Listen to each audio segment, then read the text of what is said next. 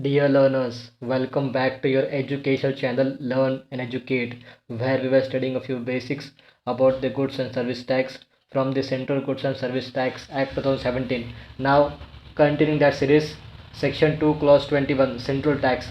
Central tax means a tax which can be termed as Central Goods and Service Tax levied on all the intra-state supplies of goods or services or both. These are applied on the transactions involving sale, supply, barter exchange of the goods or services in between the two states where supplier of goods or services is situated in one state and its receiver in the another.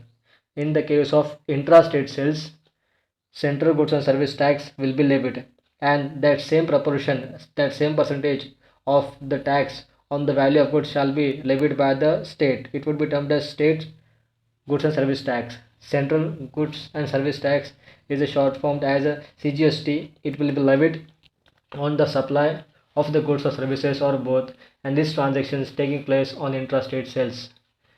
At the point of time, there is a rule under section 9 subsection 1. The rate of tax shall not exceed 20% as may be notified by the central government on the recommendation of the GST Council, and this Central Goods and Service Tax shall be collected in such a manner as it prescribed and shall be paid by the taxable person.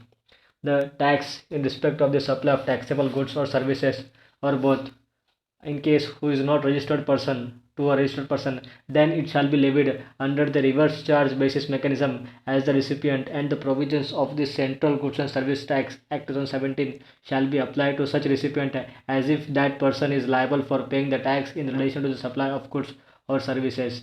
Thus, as per the notification by the central government on the tax on the interested supplies, it shall be paid by the person, and that tax applicable made applicable by the Central Goods and Service Tax Act 2017 is a central